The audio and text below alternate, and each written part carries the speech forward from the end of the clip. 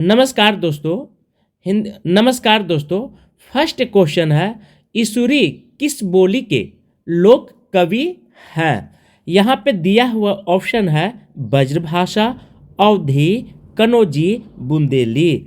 Answer D. क्या कहता है पूरे विस्तार से समझते हैं चीज़ों को।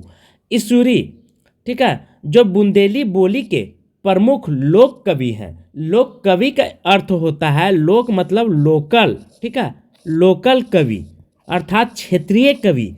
क्षेत्रीय गीत लोक गीत रहता, तो यहाँ पे आपको ध्यान रखना है कि क्षेत्रीय भाषा से बने हुए गीत को लोकगीत कहते हैं। और क्षेत्रीय भाषा के बारे में जो कविताएं लिखते हैं उस कवि को लोक कवि कहा जाता है।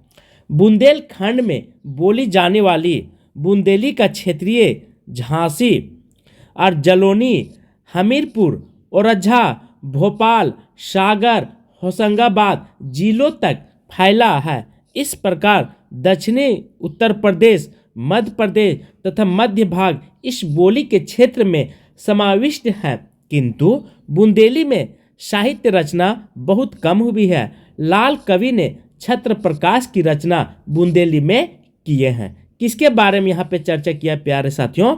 तो लाल कवि ने छत्र प्रकाश में, ध्यान रखेंगे मोस्ट इंपॉर्टेंट है, ये बुंदेली में किए हैं। सेकेंड क्वेश्चन इसी से रिलेटेड है कि अपभ्रंश भाषा की स्थिति किस काल का है? 1500 ईसा पूर्व से 500 ईसा पूर्व, बी है 500 ईसा पूर्व से 1 ईस्वी पूर्व, सी है 500 ईस्वी से 1000 ईस्वी और डी है 1000 ईस्वी से 1500 ईस्वी। मेरा बिल्कुल ऑप्शन सी सही हो जाता है प्यारे साथियों।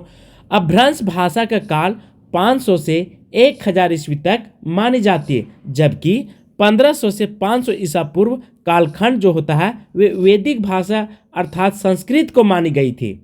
इस काल को कहा गया है। तत्पश्चात मेरा आंसर 500 ईस्वी से 1 ईस्वी जो है यह भ्रंश का समय सीमा मानी जाती है, पाली भाषा का था तथा 1 ईस्वी से 500 ईस्वी तक, ठीक है, ये समय प्राकृतिक भाषा का माना गया है।